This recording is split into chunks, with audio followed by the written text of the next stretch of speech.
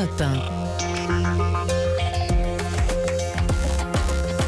L'heure des experts sur Europe 1. Dans un instant, Nicolas Bouzeau pour l'économie qui nous parlera du G7 qui passe en mode économie de guerre. Bonjour Nicolas. Bonjour Dimitri. Mais tout de suite, parole à Vincent Hervouet. Bonjour Vincent.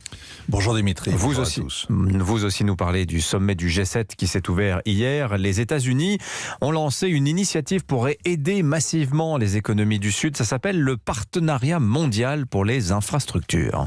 600 milliards de dollars d'ici 2027, c'est-à-dire tout de suite. L'Occident tente de relever le défi des nouvelles routes de la soie, de ne pas laisser la Chine acheter l'Afrique. Mais avant de parler des maîtres du monde qui se retrouvent dans un sommet à leur hauteur, les Alpes bavarois, ça donne envie d'écouter du Wagner, il faut faire un détour par le pays des 1000 collines, le Rwanda, parce que s'y est tenu un autre sommet ce week-end, celui du Commonwealth. Oui, dans un pays colonisé par les Belges, qui n'a jamais appartenu à la couronne britannique, qui parle français et dont l'ancienne ministre des Affaires étrangères dirige la francophonie.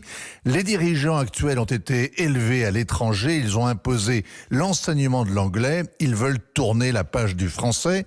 Et ce week-end, Kigali a donc été la capitale du Commonwealth. Au début des années 90, on jugeait paranoïaque ceux qui imaginaient que les Anglais voulaient chasser la France de ce coin d'Afrique. Oui, on se moquait du complexe de Fachoda de François Mitterrand.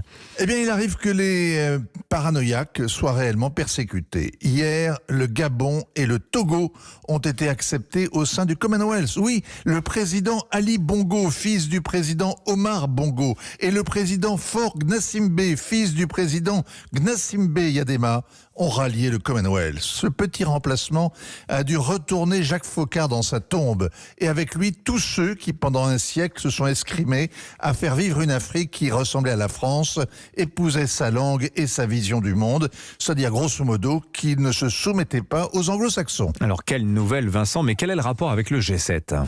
Eh bien, depuis jeudi, Emmanuel Macron fait un marathon diplomatique, le Conseil européen à Bruxelles, le G7 en Bavière, l'OTAN à Madrid, le sommet mondial pour l'océan à Lisbonne. 6 jours de nomadisme en première classe. Il rencontre toujours un peu les mêmes d'un rendez-vous à l'autre, mais la France est à chaque fois conviée. On trouve ça naturel. Ce qu'on évite de regarder en face, c'est l'effacement progressif de la France dans les affaires du monde. Les spécialistes du déni ne peuvent plus le cacher.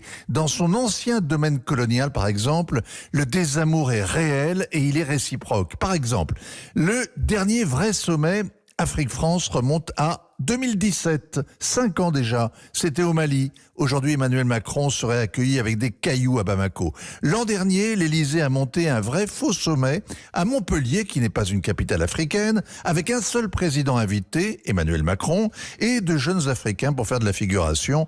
Les autres chefs d'État, le Gabonais, le Togolais, se consoleront au prochain sommet du Commonwealth. Idem avec la francophonie. Le dernier sommet remonte à 4 ans et les dirigeants africains le disent. Le problème de la francophonie est dans la tête des élites françaises qui trouvent ce combat ringard. Alors le G7 est largement consacré cette semaine à l'Afrique. Le dossier clé, c'est la sécurité alimentaire. La crise alimentaire, c'est l'inflation au nord et la famine au sud. Les Africains n'accusent pas le Kremlin qui bloque le port d'Odessa. Ils croient que c'est plutôt la faute des sanctions. Cela a réveillé les Américains qui font de l'Afrique subsaharienne une priorité majeure.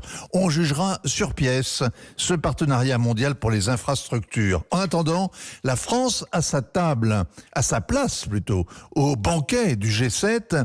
Et ce n'est pas un dîner de cons. Il faut qu'Emmanuel Macron en profite. Un château en Bavière, c'est le décor idéal pour le crépuscule des dieux. Signature Vincent Hervouet. Merci Vincent.